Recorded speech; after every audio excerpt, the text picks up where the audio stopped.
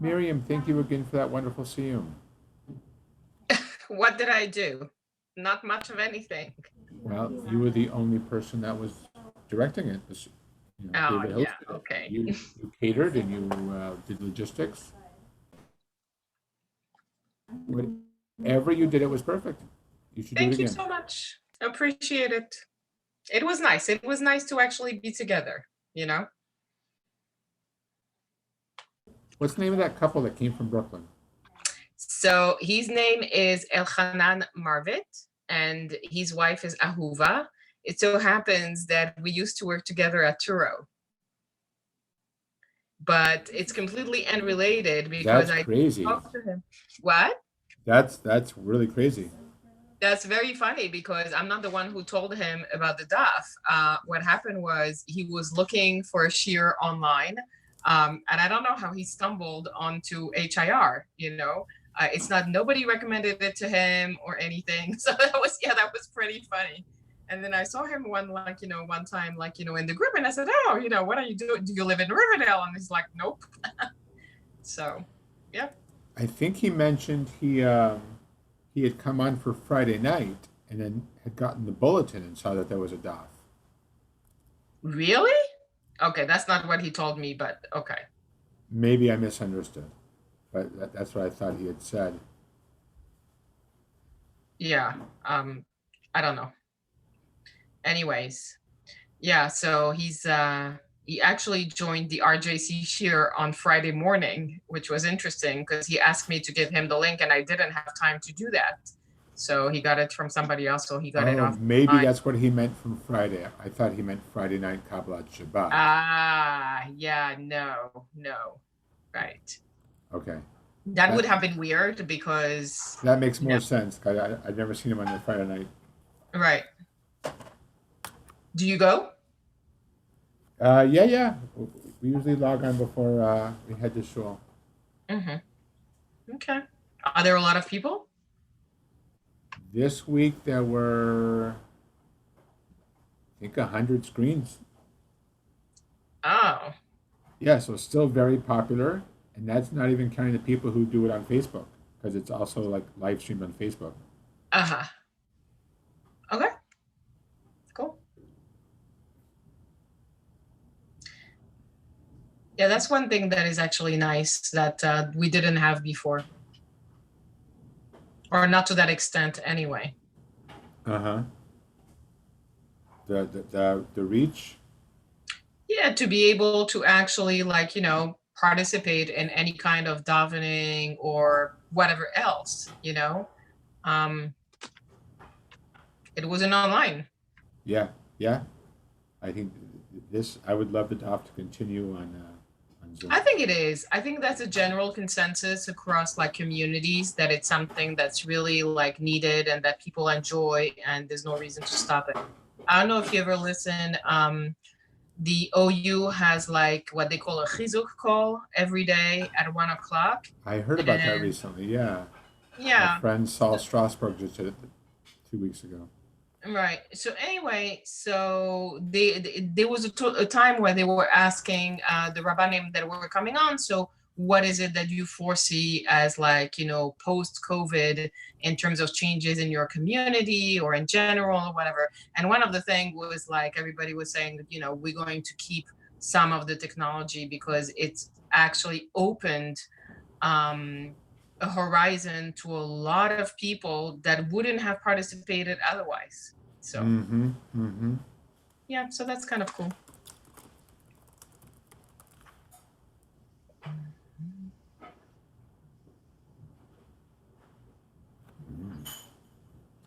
I'm just looking for an appropriate background for Acharei Moat.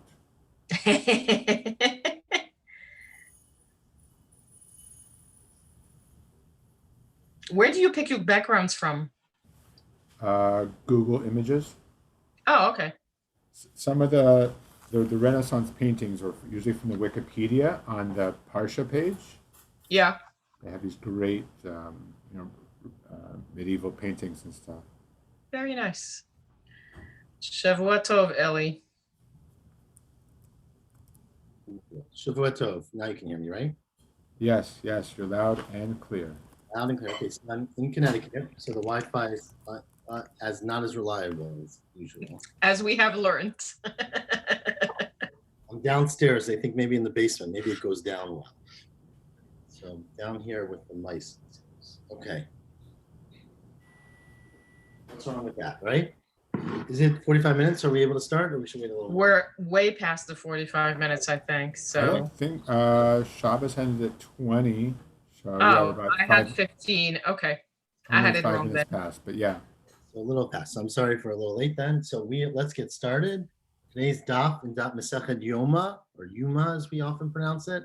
So get used to a new Masechet. Hopefully you have a new Gemara. I have the next Masechet as Rosh Hashanah. Do we not do that for the daf? We do not do Rosh Hashanah next. We do Yuma next, and then Rosh Hashanah. Is that because I have a different Masorah in my books, or the daf has a different Masorah? So it's a good question. I think it's because my understanding is that the printers, to some extent, whoever printed the Mishnah, put them out of order and put Rosh Hashanah first, because logically speaking, it makes sense to have Rosh Hashanah before Yoma, because Rosh Hashanah talks about Rosh Hashanah and Yoma talks about Yom Kippur. But the Gemara was not initially, the order was not that way. But do you have Gemara Yoma also, or you don't have one? No, I have Rosh Hashanah, Yoma, and Sukkah. Yeah, all in the fourth volume. So that really it's a printer kind of mistake where they just put it together because it made sense to them. Of course, Masechet Rosh Hashanah is really not about Rosh Hashanah. So, it's about Rosh Hashanah, but it's not about our holiday of Rosh Hashanah. It's about the concept of Rosh Hashanah, which does include our holiday of Rosh Hashanah, but it's not what Rosh Hashanah is referring to. For trees and for we'll get to Rosh Hashanah every month. So for Rosh Hashanah of the year, right? Correct. So you'll get to Yuma. So it is Yuma. I hope that's what everyone's been learning for the last 5 days. If not, yes. we're in a little trouble. But so if you turn to daf 6, page 6, and I'll catch James up. So I'm going to summarize the first 4 daf for you quickly, right? So the Mishnah says that 7 days before Yom Kippur, the Kohen Gadol was isolated. Not really isolated, but he was put aside. Sequestered. Right. So I'm trying to use the word sequester because he was removed from his home. I would say exile is even a better word, though. That doesn't sound good either. And he was moved to Lishkat Parhedron or Parhedron, which is in the Beit HaMikdash. Now, you recall, we're going to get to this even later, that the Beit HaMikdash was a very holy place, and you were not allowed to even sit down in the Beit HaMikdash. There were no chairs in the Beit HaMikdash. The only people who could sit in the Beit HaMikdash, we learned, were the Malchei Beit David. So the Kohanim could not sit in the Beit HaMikdash. And remember, they were barefoot and they were walking around and it was cold, etc. But they could, obviously, there were places underneath. There were all kinds of rooms and tents and rooms and corridors underneath the Beit HaMikdash where they lived and where they did stuff. We learned about this in Talmud. But the Lishkat Parhedron might have been in that area. Either way, 7 days before, and we said that there were 2 reasons for that. One was machloket, and Rish Lakish. One said that it was similar to Miluim. Just like with the Miluim, when Aaron first, right? When Aaron first became the Kohen of Bnei Yisrael, he had to do it for 7 days. Shivat Yemei Miluim, before Yom HaShmini, for the 8th day. So too, the Kohen Gadol, every year, it's like you're revisiting or recreating those Miluim. The other interpretation, which was also beautiful of Rish Lakish, was that it has to do with Har Sinai. Just like the Jewish people have to be separated and something special for 7 days before Har Sinai, the same thing is true about Yom Kippur. Wasn't it only 2 or 3 days at Har Sinai? I'm sorry, I missed that. What was that? Wasn't it only 2 or 3 days at Har Sinai? So yes. So those were all issues that were discussed in this past week. I'll read that. But yes, that is correct. The Psukim do say that. Okay. Anyway, so let's get to today's daf. So today's daf is daf Vav, where he is a few lines from the bottom, and there was a machloket which was somewhat tangential about when the Kohen Gadol. Remember, the Kohen Gadol had 8 garments, and the Kohen Hedyon had 4 garments. Part of the reason this is really important in Yuma is because on Yom Kippur, the Kohen Gadol, took off 4 of his garments that were gold and only wore the 4 that the Hedyon wore, and so they overlapped. So there's a machloket as to whether, yesterday we had a machloket as to whether when the Kohanim, it says in the Torah in Shmot, that they would first put the avnei, it describes the Kohen Gadol getting dressed, okay? And it describes all the begadim and it puts on the belt. And then it talks about the Kohen Yod and says puts on all the begadim and then puts on the belt. But when later on, Parshat Shmini, Parshat Tzav, I guess, when they're actually getting dressed, it doesn't say anything about the belt. It totally leaves it out, the Kohen Gadol, if you recall. And then it later says by all of them that they all, the Kohen and Gadol and everyone put on the belt sort of together is what it sounds like, okay? So that was a debate. And we had a machloket yesterday about whether or not the avneit of the Kohen Gadol, well, let's read it today. So 3 lines from the bottom. Says the Gemara, Lamanda Amar, Aaron banav bevat achat. According to the number who we quoted yesterday, that Aaron and his sons, meaning the Kohen Gadol and the regular Kohanim, put on the belt at the same time, then how could you explain the verse that says that the Kohen Gadol put it on by himself? And but then it says they put it on together, right? First it says singular, and then it says plural. Says the Gemara on top of Daf Vav, Amar lecha, that Amor would explain to you that the point of the pasuk, for in one point that the Kohen Gadol and the Kohen Hedyot really put on the belt at the same time. Why does the Torah say separately once the Kohen Gadol puts it on, and then it says they all put it on together? It's telling you that it's a different belt. Amar lecha, it's teaching you that avneito shel Kohen Gadol lo zeh avneito shel Kohen Hedyot. That the avneit of the Kohen Gadol was not the same as the avneit of the Kohen Hedyot. What's the point there? If you recall, Rashi quotes here the pasuk in Pekudei.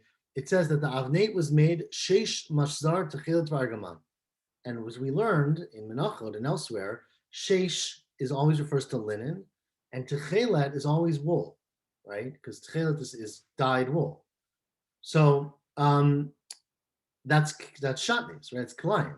You're not allowed to put wool and linen together. But many of the begadim did have it, and because in the service of Hashem you could do it together, or maybe for God you can have it. But the chiddush here is that was only true about the Kohen Gadol. The belt of the Kohen Hedyot did not have wool and linen; it was just pure wool, and that's the point of the pasuk, that they wore a different belt. Second line now, Ulamand Amar Aaron v'achar banav. According to the one who says Aaron put on the belt first, meaning the Kohen Gadol, and then the Kohen Hedyot. The pasuk says Chagarta otam ba'avneit. It says they wear it together, otam together. Amar lecha, that Amora would tell you how kamash malan. That's telling you the exact opposite chiddush, that they wear it together, meaning not that they put it on together, but that it's the same belt. That avneito shel Kohen Gadol, zeh avneito shel Kohen Hedyot. That the belt worn by the Kohen Gadol, which was tchelet and sheish, meaning it was shatnez, is the same belt worn by the Kohen Hedyot, and that it would therefore be yachgar otom be'avneit. You have the word bet here. You would put on the belt, and it says yachgar otam lamali shmamina aron v'achakach banav. Ask the Gemara, what do you mean? How could remember Moshe was getting them all dressed during the Miluim, right? So there was Aaron a Kohen and 4 sons until 2 died, and then there were 2 sons. But in the beginning, at least, there were 4 sons. So there were 5 people who Moshe was dressing every day. How can Moshe put a belt on 5 people at the same time? Seems like a very hard task. Says the Gemara, it is al-chicha da'aktin. No, what it means is, obviously he did the Kohen Gadol first. But the point is that Moshe would, according to this Amora, dressed Aaron from the bottom to the top, from his me'il to his hat, his tits, the whole thing, stopped. Then he dressed the children. Then he put the belt on Aaron, and then he put the belt on the kids. And so that's the vatachat, meaning they all did it together, not one after the other. Okay, back to our Mishnah. Now, the 7 lines down, 10 lines down, the Mishnah said, Mafrishin Kohen Gadol mi beito. You would take the Kohen Gadol, you would take him out of his house, and you would put him in this lishka. Ask the Gemara, why do you separate him? The Gemara, what do you mean? Why do you separate? As I just explained in the introduction to today, either Rabbi Yochanan Kedit, he says it's from what's it called, the Miluim. Either Reish Lakish Kedit, it's from Har Sinai, right? So we know why you do this. What do you mean? Why do you do it? That's all last week. No, this is the question. Why? Very good question. Mi beito lama parish. Why did the Kohen Gadol have to go out of his house? And what does his house mean? His house means his spouse, right? Beito always means zuishto. So what the Mishnah was saying was that the Kohen Gadol had to leave his wife and go live alone in this place for a week. Why? Why couldn't he bring his family with him? Right? So why do we separate him from his wife? So the obvious answer is, says the Gemara, why? Tanya, we learned in a Braita, Rabbi Yehuda ben Matera Omer Shema Timsa Ishto Safek Nida V'Yavola. Right? We're worried that maybe his wife would be a Safek Nida and he would sleep with her. And so as we are going to discuss today, but as we've learned before, a Nida, of course, a woman who sees menstrual blood is Tameh for 7 days. A person who sleeps with her, has intercourse with her, is also Tameh for 7 days. So we're afraid that if his wife is with him, he will sleep with her. She might be a Safek Nida, and then he'll become Tameh and won't be able to do the Avodah on Yom Kippur, and that would be very awkward. I can just imagine, right? Having to make that announcement. So that's what we're worried about. Says the Gemara, what do you mean he's going to sleep with her? What if she's a Safek Nida? He's not going to sleep with her. What are you worried about? That he lives with her. He doesn't sleep with her when she's a Nida at home. He's not sleeping with her a Nida when he's there. Right? Safek, you're already telling me. You didn't know.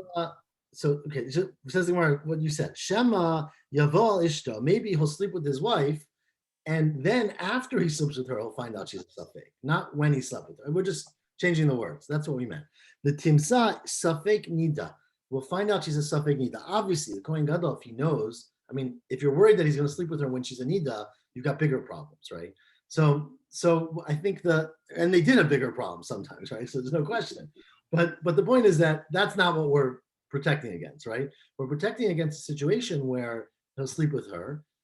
As we learned in Nida, and we're going to discuss a little bit more, they generally checked after intercourse to see if there was any blood. If you find that she has blood, right after intercourse, maybe she was a Nida. Maybe it happened afterwards. That's why it's a Safek. But maybe she was already a Nida and she didn't know, right? She hadn't blood yet or whatever. And so he'll then become Tameh because of that Safek. Okay, so Amru Rabbanan Kamei Rav Chisda. The Rabbanan who said this in front of Rav Chisda said this must be like Rabbi Akiva. The Amar, remember there was a machloket, a very important machloket in Masechet Nida about whether or not a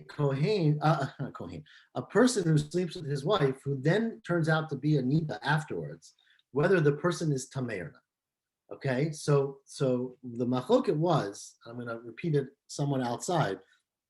If you recall, we had a Gemara, the first Mishnah in Nida, is that a woman who turns out to be a Nida, she's mitamnei limafreya me'eit late. Remember we had that whole machloket beit Shammai beit Hillel, that 24 hours or 12 hours before, you don't know when exactly she became a Nida.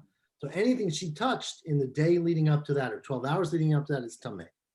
Now, as we learned in the Gemara in Nida, that applies to what a woman touches, to Tahara. It doesn't apply to her husband. Right? If her husband slept with her 10 hours before she became a Nida, you don't go backwards 10 hours and say he's Tameh for sleeping with a Nida.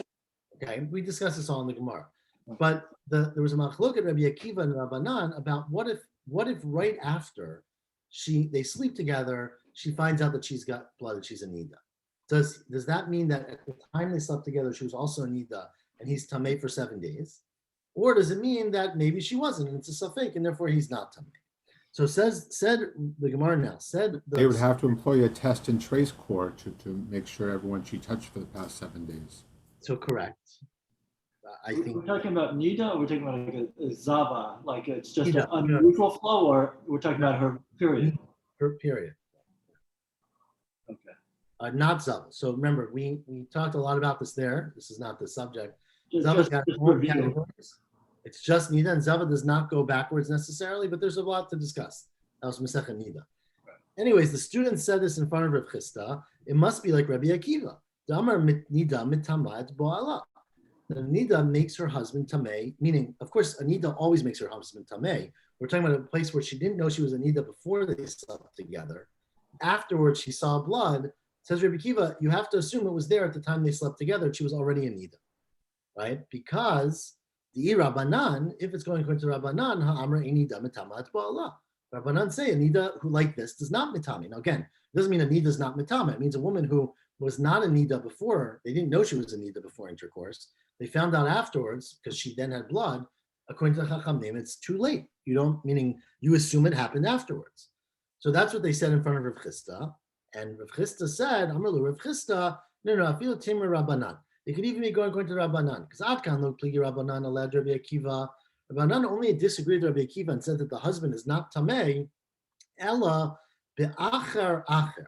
If they find it much later, achar means much later from the intercourse, meaning, and the Rashi explains here, the Gemara explains in Nida, that afterwards, after they finished the act, she got up and went and washed herself off and then found the blood. So basically, it was not right afterwards. It was another step afterwards, maybe 5 minutes or 2 minutes, right? But not immediately afterwards. But if it was immediately afterwards, aval bechad acher modele, they would admit. And so now back to our case, we're worried that the Kohen Gadol, if his wife comes with him to this sequestration, maybe, then he'll sleep with her. Obviously, not knowing she's a nida, he won't sleep with her if she is a nida. But if she's not, he'll sleep with her, and then she'll see blood right away, and it might be a safek, and therefore he'll be tameh for 7 days, and he won't be able to do the avodah in the Beit Hamikdash. And so therefore we had to keep him away from that for 7 days. Okay. Now Amr B'Zera said Reb Zera, well, there's a really interesting halacha that you see from this. Shma mina bo'el nida ino kenida. You see from here that a person who sleeps with a nida, and therefore the Torah says, remember, this is a biblical commandment, that a person who sleeps with the nida, the Torah says, it becomes tamei like the nida. That's what the Torah says. We're gonna have it next week, I think, right? Soon. We just read it last week. Thank you. Right. This morning. Correct. You're correct. We just read it. Thank you. So some of us weren't in shul today. So anyways, the Boel Nida is Kanida. Now the question is he exactly the Kanida or is he just Tamei 7 days? Because remember, a Nida is unique in many ways. Most of the time, if I touch the sheretz or if I touch the dead body, I'm Tamei with the sheretz for 1 day, dead body for 7 days. But on the first day, if I touch a sheretz, I go to the mikvah, and when that night falls, I'm tahar, right? Or if I touch a tamei mate, if I'm a tamei mate, I go to the mikvah on the 7th day, or get hazah, and that night I become tahar. A nida, if you recall, is not like that. Remember, a nida is tamei for 7 days, but she can't go to the mikvah during the 7th day and become tahar that night. She can only go to the mikvah the night afterwards, right? A woman always goes to the mikvah the 8th night. So the problem with that, of course, is that if a Kohen, or a Kohen Gadol in this case, or anyone who sleeps with a nida is tamei like her, if he had to wait till the 8th night in order to go to the mikvah, right, that would mean the night of Yom Kippur. Yeah. And in regards to things, avodah in the Beit HaMikdash, the night of Yom Kippur would mean that he'd have to wait till Harav Shemesh of the next day, till the sun set, to be tahar, which would mean the end of Yom Kippur. So he'd miss his chance. So how could it help to separate him 7 days before, right? Let's say he slept with his wife right before you separated him. So then his 7 days won't be up until the end of these 7 days. And then he'll go to the mikvah on the night of Yom Kippur, but he won't be able to do the avodah. So says Wouldn't that be mixing the two though? If Anita is tahor right after the mikvah on the beginning of the 8th day, why would he have to wait till the end of the 8th day? So it's a good question, but what you're mixing is there's two different issues. One is whether Anita can sleep with her husband, and one is whether she's tahor, right? So as soon as she goes to the mikvah, she can sleep with her husband. She's tahor for that regards, but she can't touch kachim right away. She can't go into the Beit HaMikdash. She wouldn't be able to touch kachim till the 9th day? Correct. Okay. For kachim, you always need what's called Harav Shemesh. You need to have the nightfall. I haven't been to the Mikdash in a while. You're not alone. So says the Gemara, says Rabbi Zera, Shma mina bo'el nida eno kenida. You see that a person who sleeps with a nida is not the same as a nida, meaning he can be tovel b'yom. He can go to the mikvah during the 7th day, not the 8th night. Di amrit bo'el nida kenida, because if he was like her, then emat tava. When would he go to the mikvah? B'layla. He wouldn't go until the night of Yom Kippur, the 8th night. And then if that was the case, the machar hechi aved avoda. How could he do avodah in the Beit HaMikdash the next day? V'habai harav shemesh. He needs to wait till the sun sets to become fully tahar. Elalav shma mina bo'el nida eno kenida. You see from this that bo'el nida may, as the Torah says, 7 days. It's not 7 full days like she would be. It's till the 7th day. Now, of course, he's still tamei on the 7th day, but he can go to the mikvah on the 7th day and become tahar once the night falls. That's what Rav Zera proved from our Mishnah. Would he have to do a separate mikvah or just the mikvah as part of the Yom Kippur service? Oh, that's a good question.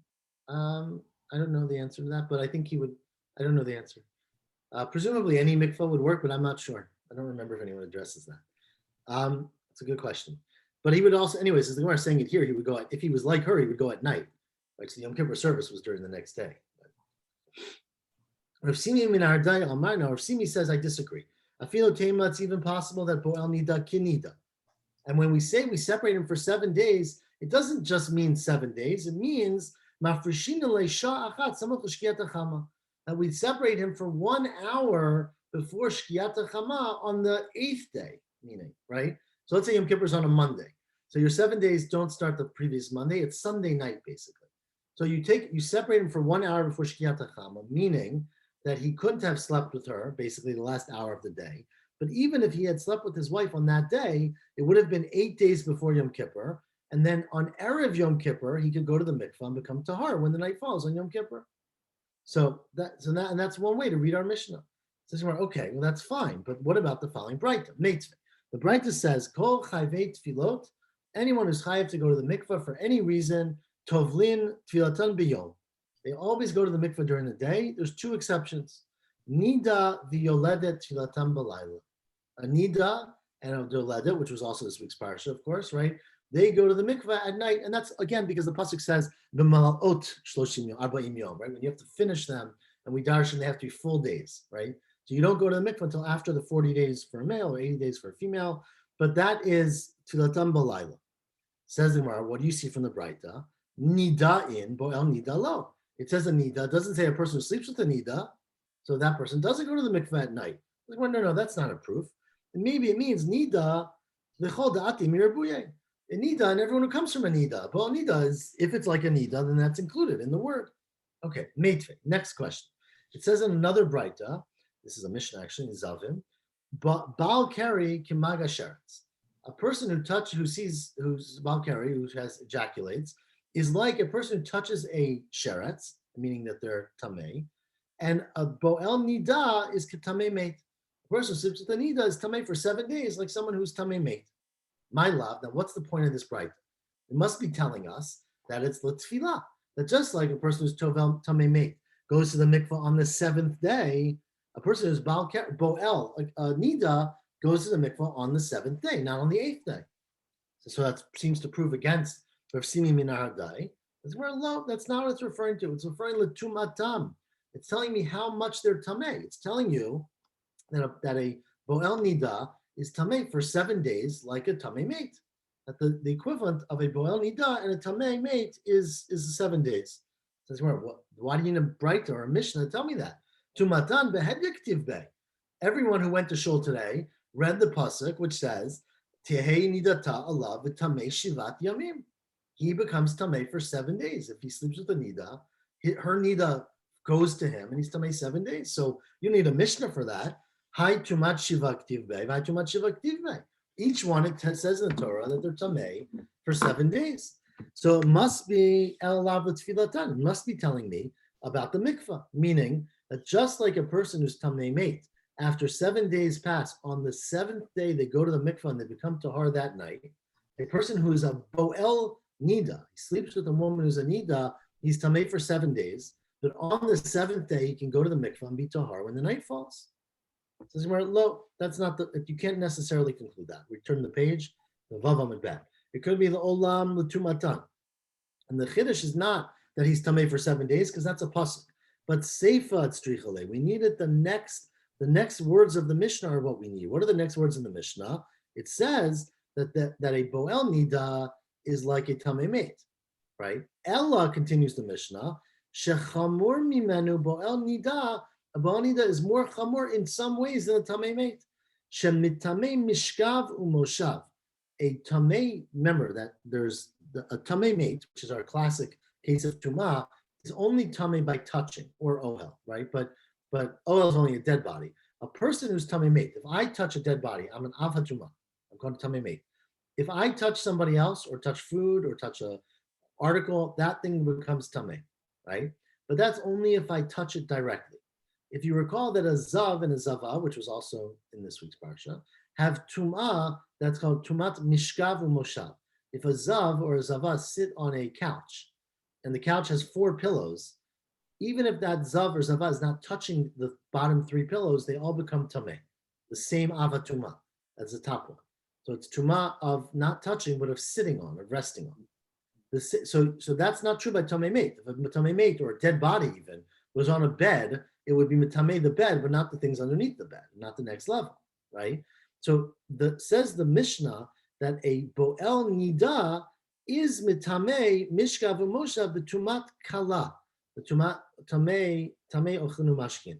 But there's an extra halacha about a boel nida, which also in this case applies there, that that a boel nida is mitamei, things that person sits on or stands on, at least for a minor tuma, not a major tuma, a tuma kala, a light tuma, meaning, remember, light tumot cannot be mitame people or objects, but they can only be mitame food. It's all midrabanan.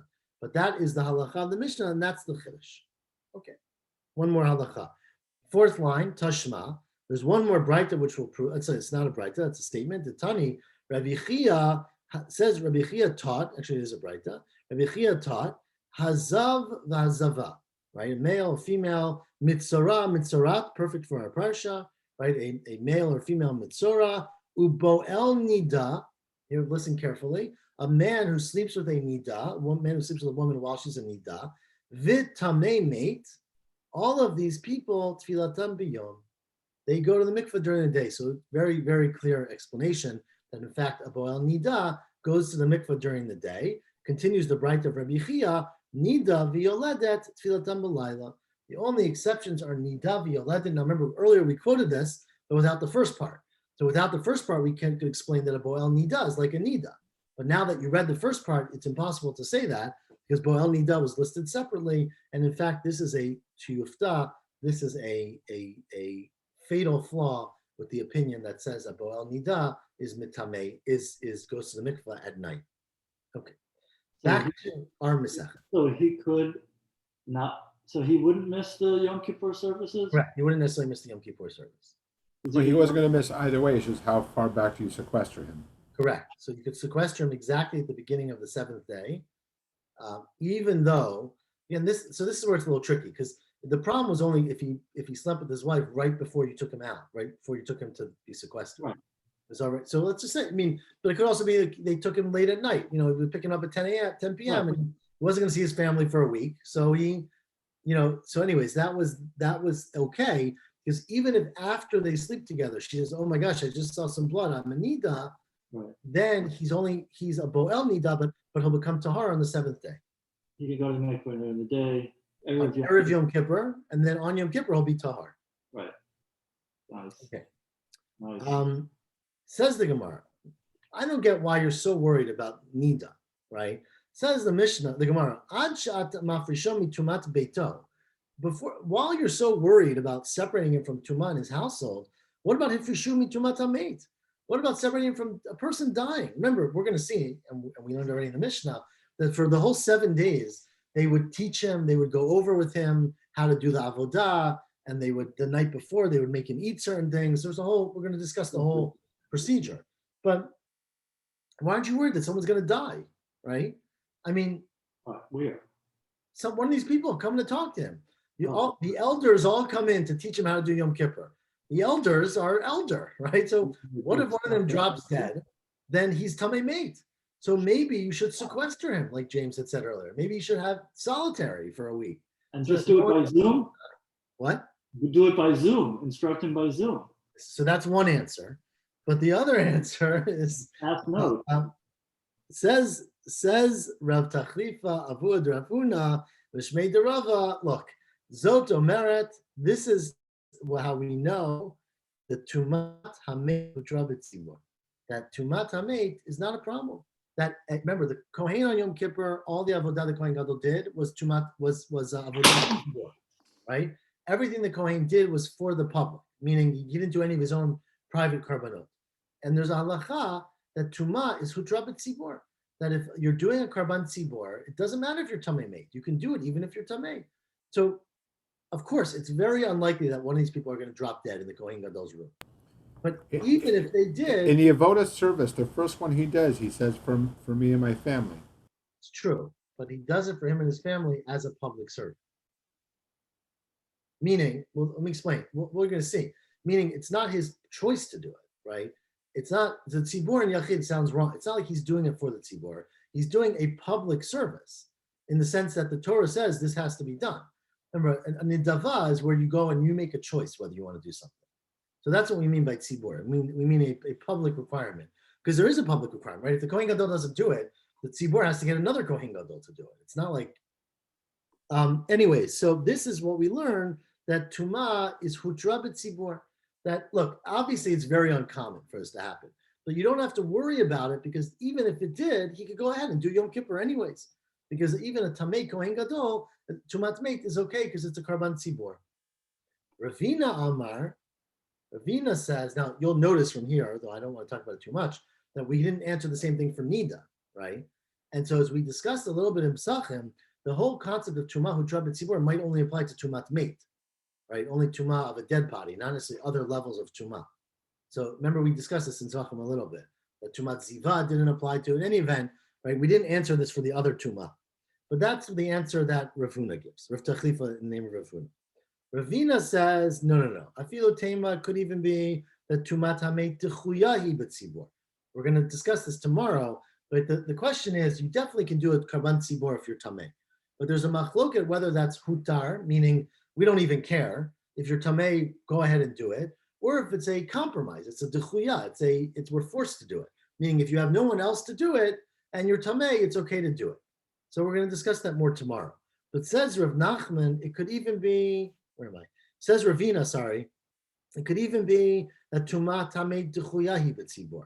But the reason we don't worry about this is because Tumat Tamei L'Shchicha, Tumat Beit L'Shchicha. Right, a person dropping dead is uncommon. I don't know about you, but it's very uncommon to have a visitor come and for them to die while they're sitting in your waiting room. Waiting room is the long term. They're sitting in your welcome, your antechamber, maybe. The waiting room's a different thing. But Tumat Beito, of course, is very shchicha, and his wife presumably becomes a nida every month. And so, it's unlikely that it's going to be tonight, but it's much more common than someone dropping dead. Right. I understand. That's what you would have said, Hanan, to begin. Itmar. Now, says Gemara, back to this point. Tumat Hameit, again, Tumat Hameit. A person is tamei from touching a dead body. Rav Nachman Amar Hutra Hi B'Tzibur. It is totally permitted for that person to do avodah if it's a karban tzibur. And Rav Sheshet says it's duchuyahi b'tzibur. It's a permitted, but it's not like you can do it easily. It's that you have to do it only if it's last resort. What's the difference? Where am I? Heicha, it says somewhere, Heicha di'ika tme'im utorim bahu beit av. If, like, remember, each week you had a certain group of kohanim who would come. Right, so it would be their mission to come for week 24. Right, we learned that there was 24 mishmarot. So each one would come 2 weeks a year. So week 24, these 500 kohanim would show up. Let's say some were tahar and some were tamei. Okay, so kuli ama lo pligi to taharin avdi tamei lo avdi. Everyone agrees that there's no reason to use the tameim, use the taharim. Even if tumah is hutra b'tzibur, right, use the ones who are tahar. If you can choose tahar and tamei. So everyone agrees with that. Right? Ki pligi, where they argue, is lahadure latuye toharmi beit avachrini. Let's say everybody in this beit av who shows up is tamei meit, right? Maybe one of them died on the way or something. They were in a room together, someone died. So the question then is, do you have to call up the reserves? Do you have to start making phone calls and find people from another beit av? Or do you say, all the kohanim who are here are tamei, it's tzibur, we're allowed to do it? So that's the difference whether it's hutra or dichuya. If it's hutra, you just do it with the one who's tamei. If it's dichuya, then you got to stall, try to find another coin. If you can't, then of course they can do it, but you got to try. So that's the question. Rav Nachman says 4 lines from the bottom, heter hi b'tzibor v'lo mahadrina. Tuma is mutar. If all the kohanim in front of you are tamei, then that's fine. Don't look for another kohen. And Rav Sheshet Amar, no, tuma is dichuya hi b'tzibor. Tumah is only grudgingly permitted with tzibur, umahadrinan, and we search for a kohen who's tahar if we can find one. That's one explanation. Ikadam, some say, no, afilo heicha diika taharim utmeim vehu beitav. Let's say you have 500 kohanim show up and 20 of them are tamei, even then the tamei people can do it. Here, pliga Rav Nachman v'amar, and he would say, avdi nami tmeim, that even the tamei kohanim can do it. The kol tumat meit. Here's where it speaks out. Any tumat, the tumat mate, bitzibor rachmana sharia, the Torah completely permitted it. The Torah said there is no concept of tumat mate, when you're talking about a public karban, a karban tzibor.